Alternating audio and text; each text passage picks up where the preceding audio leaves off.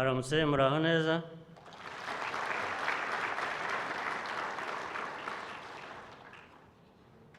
Abanyacyubahiro bari hano mwese, abayobozi b'igihugu cyacu mu nzego zitandukanye,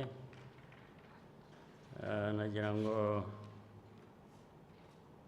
mbasuhuze hanyuma mbashimire n'akazi, hari ibyo twagejejweho, hari n'ibindi tuza kugezwaho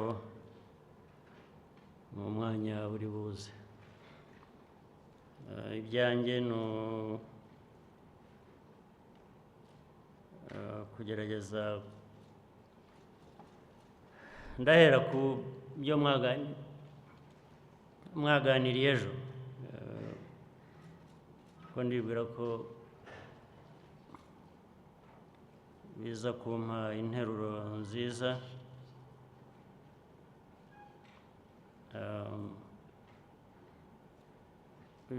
Uyu mwiherero ni uwa kangahe tugize? Wa kangahe?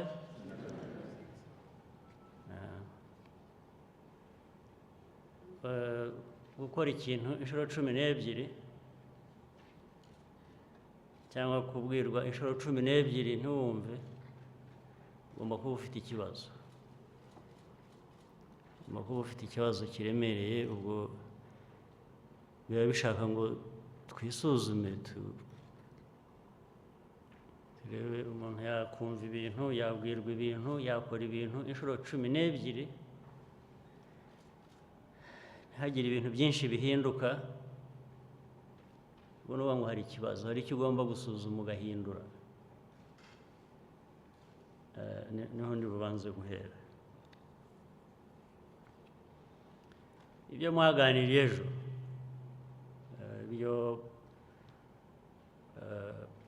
Prime Minister yari amaze kutunyuriramo,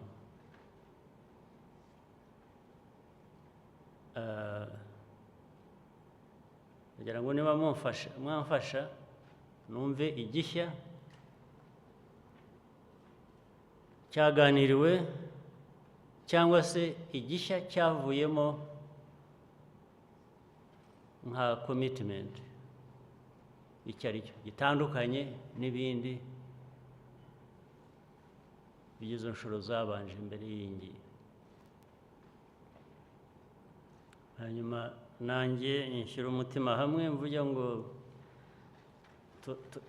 muri iyi nama, muri uyu mwiherero turajya kuhava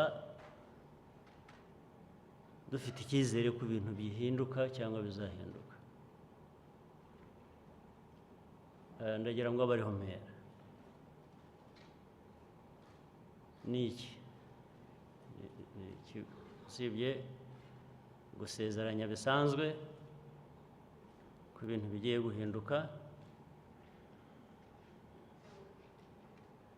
usibye hari n'ubwo mbona tuza hano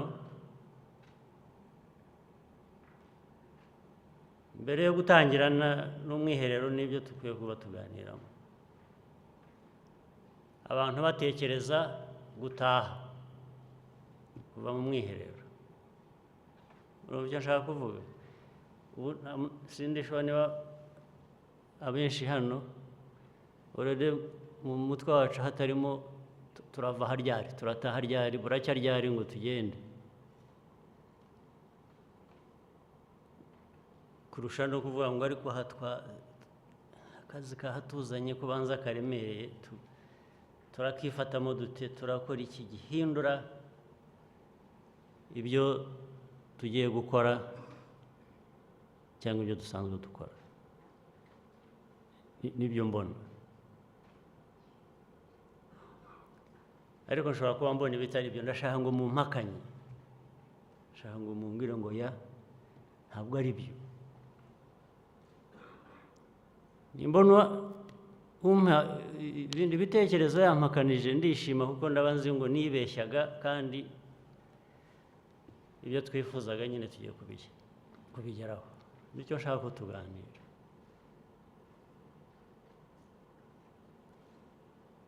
Jewe impression mfite ni uko umwiherero n'undi mu myiherero isanzwe twaje kubahiriza umuhango tugataha tugasubiramo ibyo dusanzwe twikorera.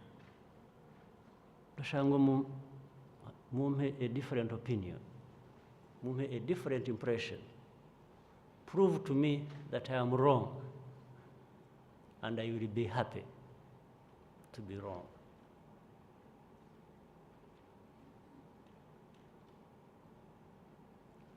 Ndabitegereje kuba muri mwebwe. Give me a different impression that I am wrong, that this time around we are here for serious business, for change that must take place. That's what brought us here. And that we are not just in a hurry to leave this place and go back to business as usual. I'm waiting for you. Ndabategereje. Guhera kuri ba ministers n'abandi babasumbye,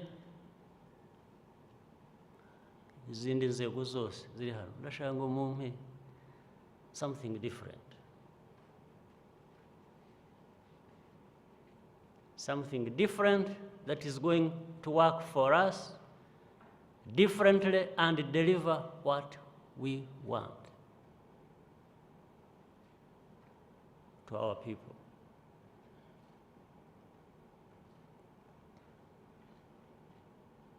Ndabategereje. Even if you need a whole hour thinking about it, I'm waiting for you.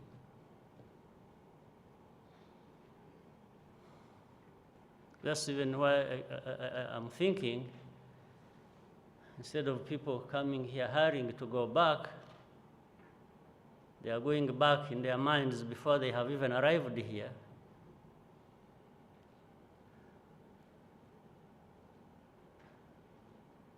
I think we need to extend this period and sit here and reflect. Hari n'abazi meditation. You can have time to meditate and really think. Because I don't think you have time to think seriously. We just need to be kept in one place doing nothing maybe, and we feel how good it is to do nothing, and reflect over that. And then maybe when we go back, we can do something, and do something differently, with different results.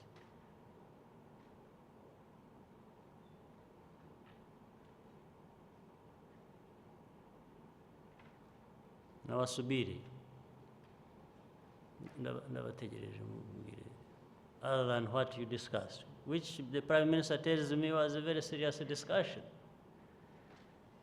Very good for that.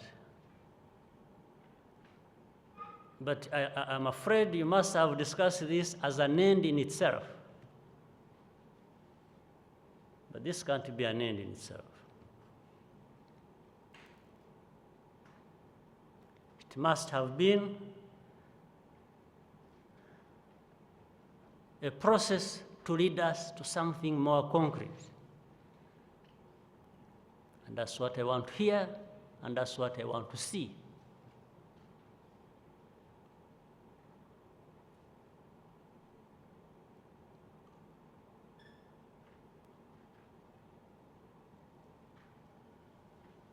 Ndabategereje. I want somebody to tell me something good, something new, something different, something that is compatible with what we should be doing and delivering.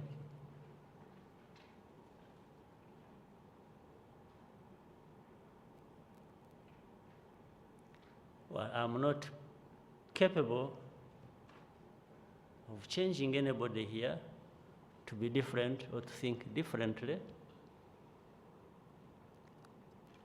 but I'm capable of keeping challenging you. I keep challenging you.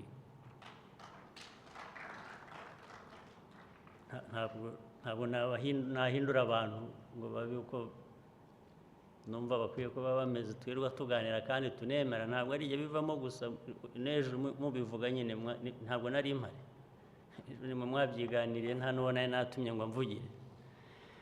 You discuss something.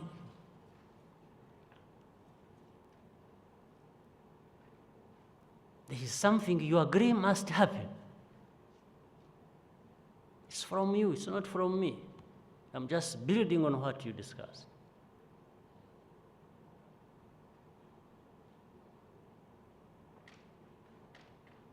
So I'm just building on that.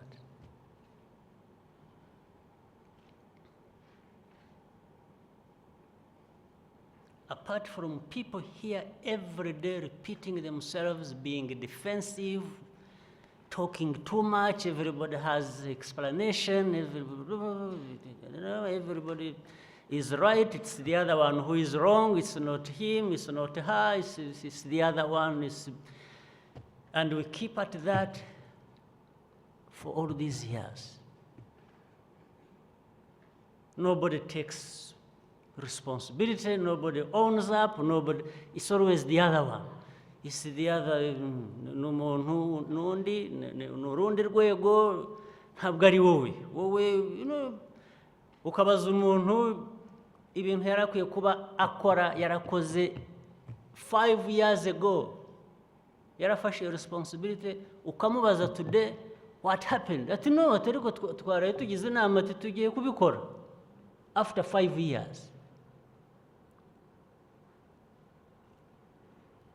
This, ukakubwira agatinyuka akakubwira ngo ngo ariko se nkubwira ati wowe uba hehe kubanza urangaye, ejo twagize inama tugiye kubikora. Wowe uravuga ibiki? Ariko se ko niba koko twabivuze 5 years ago ngo dukwiye kuba tubikora, ko ari byo twemeranyije, nawe ubwawe ko wari uhari, ko wari mu batanze ibitekerezo, nawe ko byagenze bitahubwo wimbwira ko waraye ugize inama mugiye kubikora, ahubwo mbwira what happened for the last 5 years leading to that meeting of the last evening.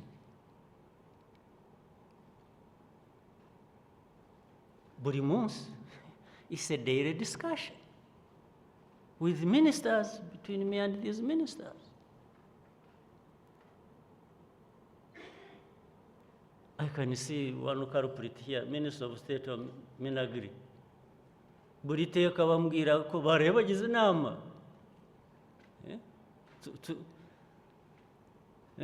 They have a lot to talk about, but they have very little to do. Minister, uribuka amanama duhora tujyana mpora nk'uhari Max, nkubwira ngo don't tell me what you are doing, what you discussed yesterday you're going to do. I'm asking you things because you discussed things that should have happened 5 years ago. It happens with many leaders here. And they can't answer the most important question. You say, okay, did we talk about this as a problem we need to address and we agreed on how to deal with it or not? And if somebody says, yes, we did. Then I remind them who else was there. Hari naka, hari n'abandi babishinzwe, twaremeranyije, twavuze ngo nuko bikwiye kuba bimera. What happened? And somebody dries up and cannot tell you what happened. Even the simplest thing to say, there was this problem. This is why we did not do it. Or we found it was the wrong thing after all. We discovered we need to be doing something different and differently. So we were maybe in the process of now shifting from the earlier position to a new position. No, nothing. It's just that you must take what he's telling you, that nothing happened. he has no explanation, or she has no explanation, that's what you must take, and understand that they had a meeting yesterday, last evening, to deal with it. This happens every day, every single day. Buri munsi nuko bimera. Nuko byagenze, nta cyakozwe, kandi ntubaze nta n'indi mpamvu ariko twariye tugize inama ngo tubikore. So mugiye gukora ibyo twemeranyije 5 years ago, mwaraye mugize inama last evening to do it the same way we agreed, not even a different way. There must be something terribly wrong.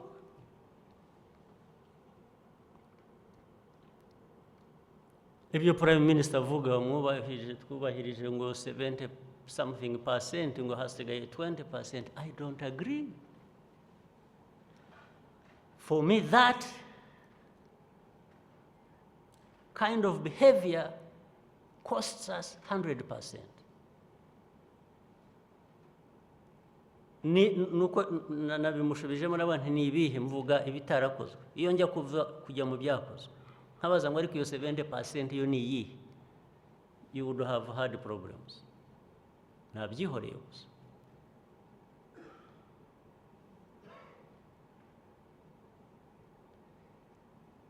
And it is all of us here. We see it, we know it, we let it pass.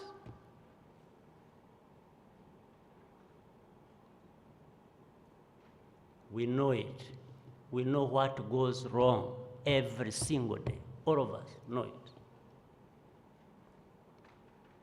But we expect that somebody else is the one going to do it.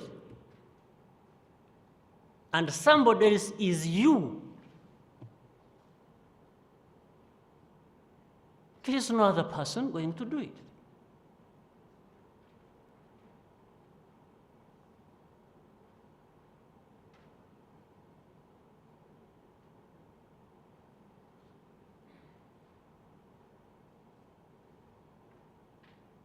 Who else is going to do it if it is not you? Urasigana nande, urasiganya nde. Murasiganya nde. Who is going to do it for you?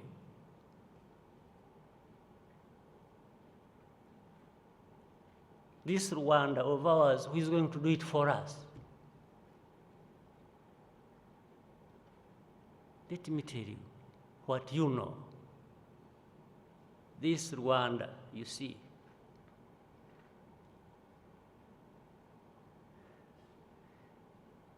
is too small to be of interest to anybody else. If it is not you who must be having interest in your business. There is nobody interested in your business, in your mess here, in your country. If you're not interested, you are dead.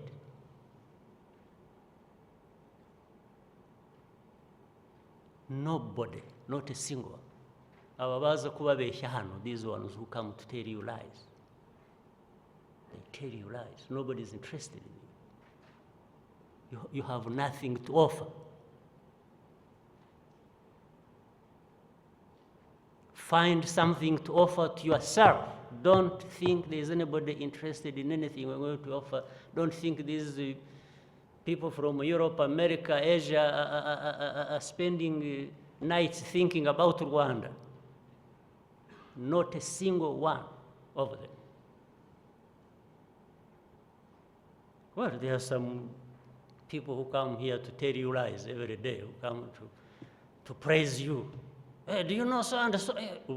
Imagine, ninjye babwira, nje tubana, one of you bakaza kumbwira, ariko zikanaka, ubwo arambwira umwe muri mwe. Ni igitangaza. Nturya se, cyakora ndabahishira, ntabwo mbavuga uko mumeze. Njye ntabwo najyaho ngo nganire n'abantu bo hanze ngo mbaganire jewe. Kubahishira, burya akanambwira n'icyo nkwiriye kumugira. Ukwiriye kumugira iki?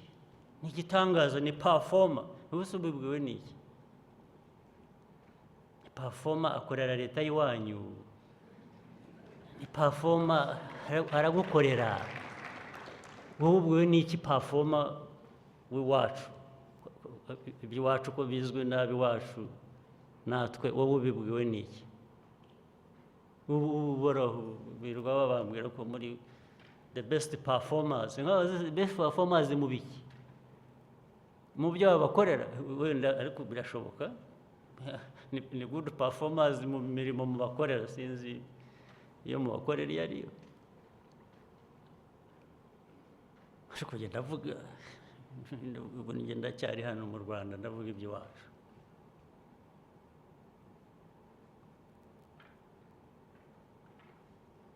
who do you think is interested in you to an extent to come and do things for you? Need. And why? You know, interesting and I would be suspicious. Why would you have such interest in me? Given he fit ye. How would you be interested in me more than I'm interested in myself? This is the point I'm trying to make to you. Why are you not interested in delivering on what you must deliver for your people, meaning yourself as well?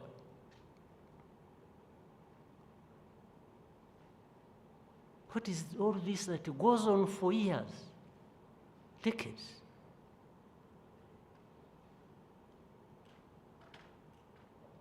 Yeah? Governor North, ufite impamvu ki yatuma ujyaho ugakora ibintu nibagiwe nagize nyase nagize ngo imyaka ingahe mu buyobozi? Why would you do that? Wibagirwa iki? Wibagirwa kuri governor wa province?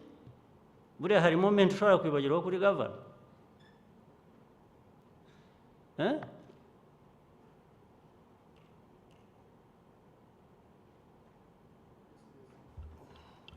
Excellency, the governor goes in Yes, so what happens? How do you switch off and nobody can find you in delivering on things that we have possibility for? I'm not asking you to deliver on impossible things. I'm not asking anybody to deliver on impossible things. There are things we don't have means for. We can wait. We can look for the means.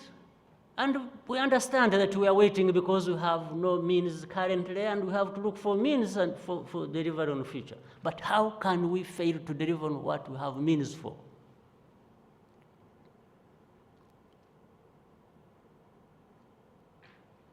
How?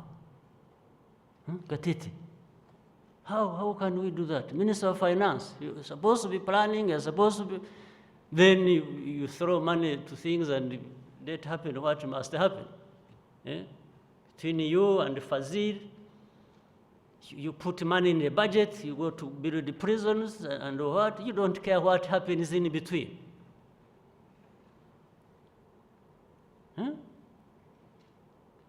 So what are you planning for us? What is this throwing money at anything anyhow and you don't bother to? It is costly to us. You should be the one to first understand how costly it is to us. So mnakuwa wapi?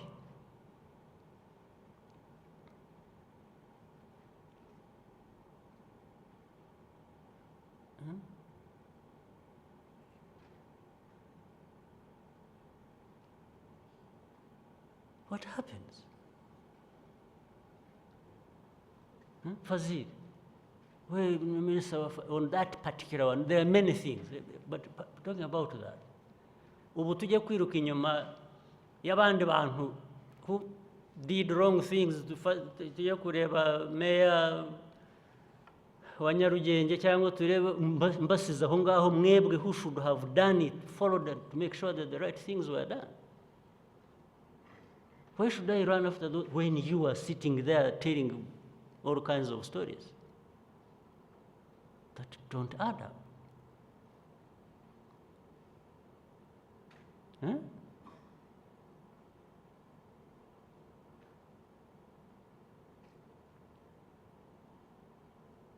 Ibyo nabazaga Prime Minister for clarification ukambwira ngo ni na infrastructure agomba kubishyura ni ibiki?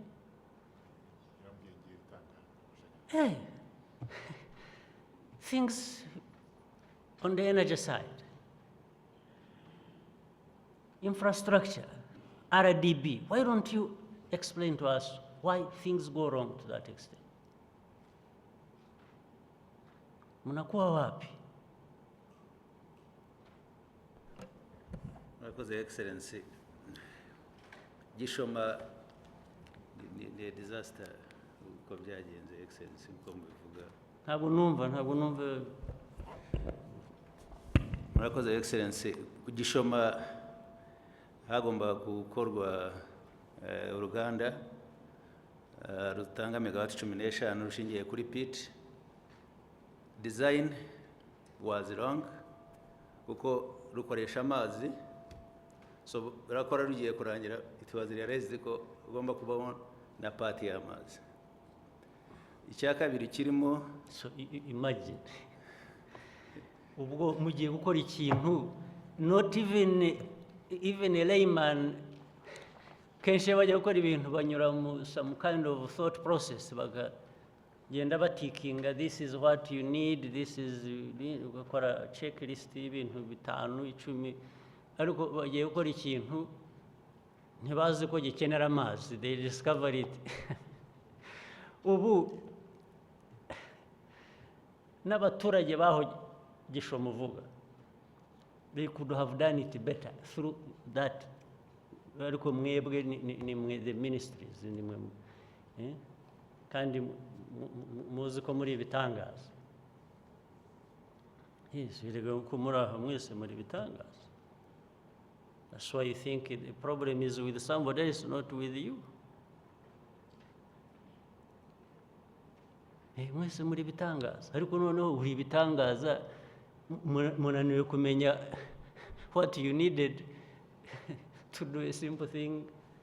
How? Hari n'abantu niba mutanafite na capacity ubwanyu, erega isi yose yuzuyemo abantu bafite capacity. Why don't you use them to do that?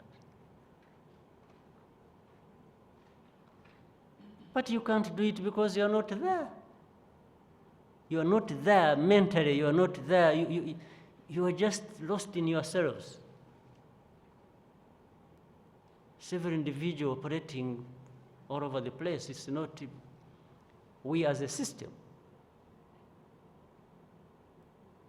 We are having a problem realizing a system to work as a system. It's just scattered individuals who are minding their individual business and not the business of this country. Huh? So this disaster you're talking about, how do you allow a disaster to happen? RDB, what happens? You are the ones supposed to be dealing with these investments. What happened between RDB and infrastructure? Why didn't this thing, why wasn't this done? Between RDB and infrastructure, we have no capacity to deliver 15 megawatts by simply realizing what you need in a place before you work on something. This is really what you are telling us?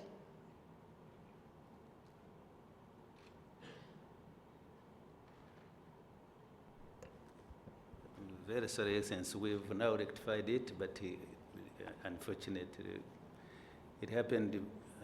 No, but how many things are we going to rectify just one by one? And ubu turavuga ibyo mwabirectifyinze, but there is another one. in waiting or another one being messed up. Eh? Francis, what happened? And here I'm asking you, not as Francis or as Muson, I'm asking you as RDB and as Minister of Infrastructure. Because I know maybe I may even be raising a problem that happened when you as individuals were not there. But the institutions were there.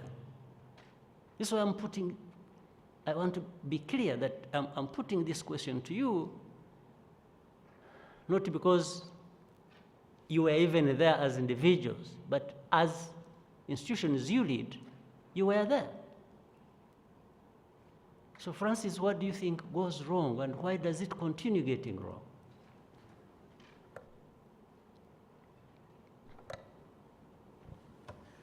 Murakoze, Your Excellency. Actually, hari ibibazo bibiri. Hari ikibazo kiri technical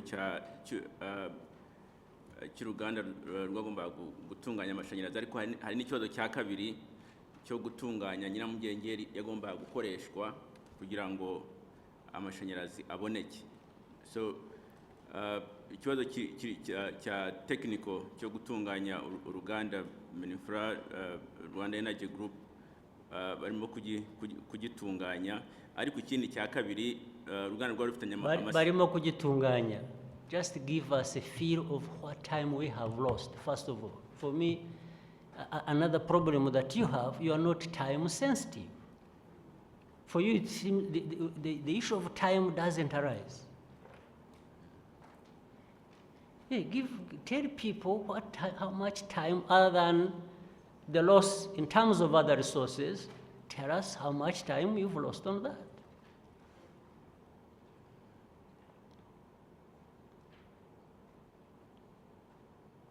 Yeah? Murakoze, Your Excellency. Umwanya watakaye ni mwinshi n'amashanyarazi yananiwe kuboneka ni menshi yagomba guha simerwa, ariko icyo RDB yafashije nuko twabonye umushoramari noneho barimo kumvikana mu masezerano, turi ku final stages kumvikana mu masezerano azabafasha gutunganya nyiramugengeri yo gushyira. Ariko ibyo ntabwo binsubiza ikibazo cya that time lost, why what is being done now was not done at the beginning. This is my problem. And this is where I'm afraid we live here, we go and repeat the same things. This is what I'm talking about.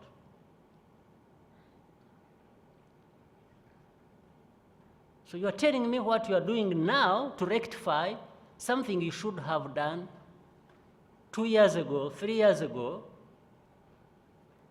but you are not explaining why it was not done at that time. And you risk repeating the same thing on this or any other case.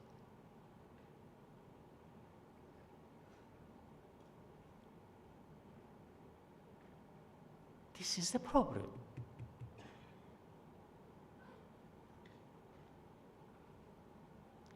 You people behind there, are you listening to me? Because I can see some of these cameramen. I don't see any woman anyway among them. I think you are there, happy to be tweeting and chatting or looking down, not paying attention. This is a serious matter. I want all of us to address.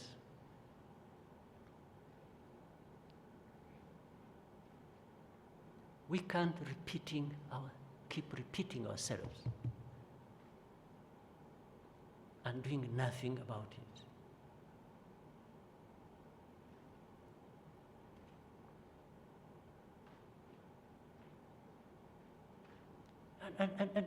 And you know, it's a shame. It's the young people, it's the old, it's the, you know, there are many categories. It's those who really think they know everything in this world. We also have them. it's those who are struggling, but you find they all behave the same way.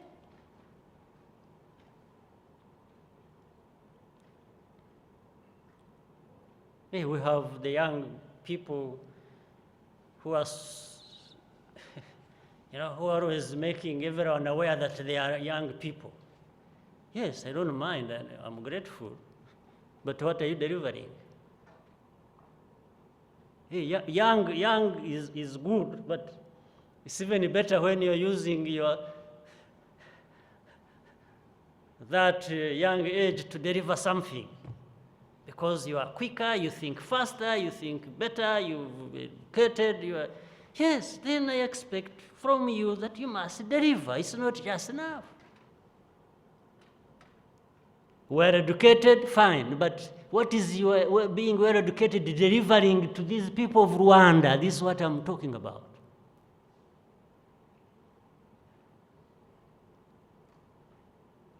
If you are not doing what is expected of you, it doesn't matter how much educated you are. You probably, in our viewpoint, wasted that money that took you to school.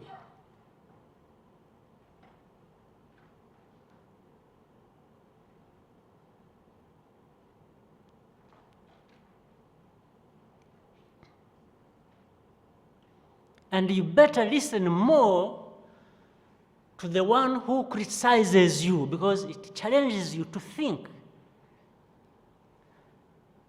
critically and see what you need to change and improve yourself. Don't listen too much to those who praise you.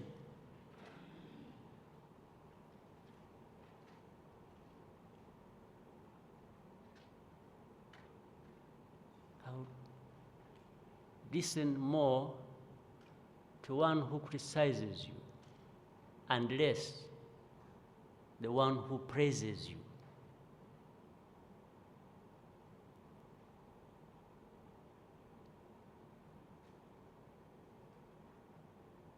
Make sense of the kinds of criticisms we get every day. Learn from that. Do something about it.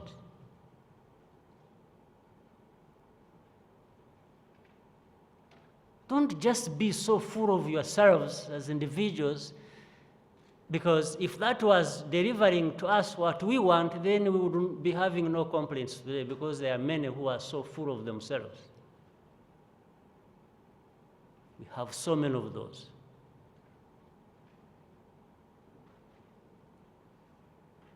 If that was delivering anything to us, today we would have no problem.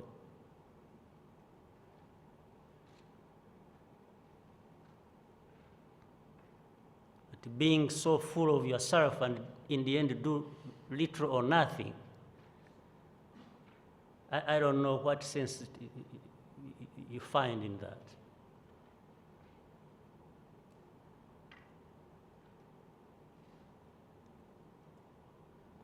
And let me tell you again, as I say this, and really sounding angry, which I am and have right to be,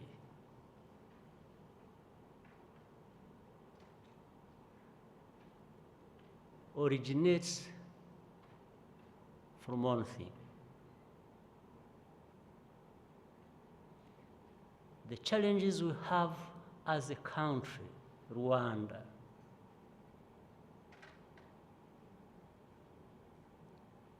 and the context in which we operate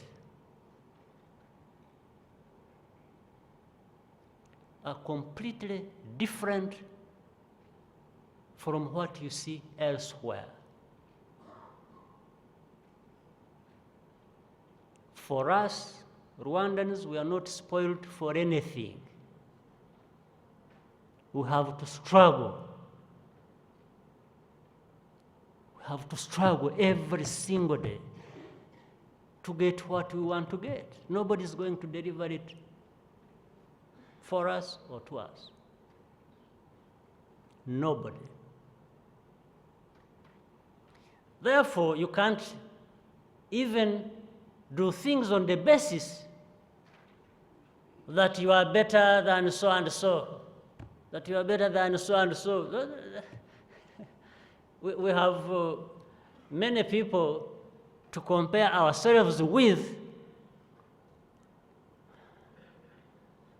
to deceive us or to deceive ourselves that we are actually very good. Do you get my point? Niba dushaka kwigereranya n'abandi bantu, hari abantu benshi dushobora kwigereranya nabo tukumva actually turi bitangaza, kuvuga ngo ariko how can anybody be there complaining when we are actually better than a whole list of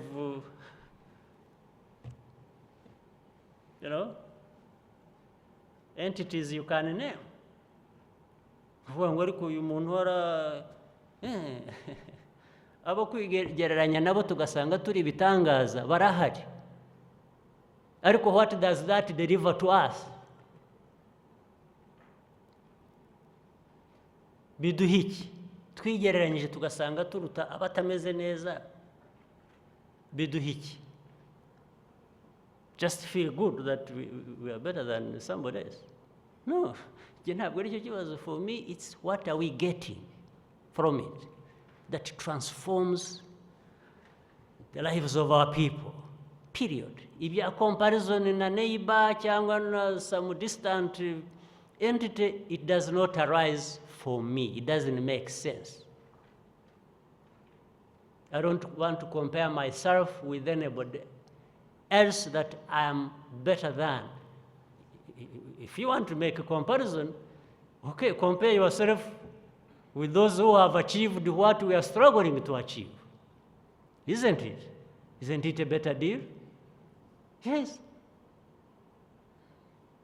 How can you compare yourselves with people sitting and swallowed, in a mess? How? What a shame that is.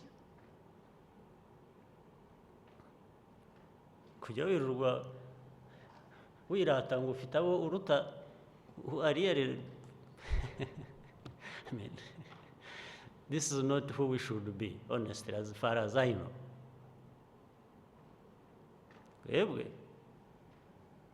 The nation is the nation of Rwanda. We shouldn't be comparing ourselves with the worst. No. You should be more daring than that. You should be comparing yourselves with the best and saying, how much more do I need to do to actually be there? Because you have there that you're talking about. That's what our vision says. That's what we talk about every day. That's what your claims are every day. Ariko byageraho ugatangira utari uramvuga ko ameze ntya kandi nduta kanaka utabaho, ujye kwikomparinga n'abatabaho kubera iki? It means you have a serious problem. And that's what makes me come to the point of saying,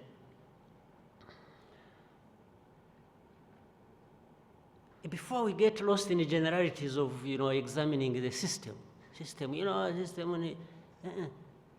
we need, as individuals, to examine ourselves.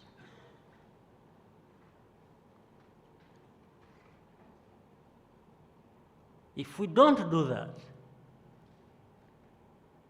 ibibazo dufite tubitera system, tubijyana mu system igatangira cooperating nk'ifite ibibazo kubera ko dufite ibibazo. Ubu tukajyaho nyiramugengeri nta mashanyarazi twabonye, RDB infrastructure bikajya muri rusange, ariko somewhere there are individuals in that who really didn't think of what they need to do. These individuals must might have gained individually in this mess. Bo bashobora kuba barabigizemo inyungu individually muri iyi mess. Somebody must have got away with something.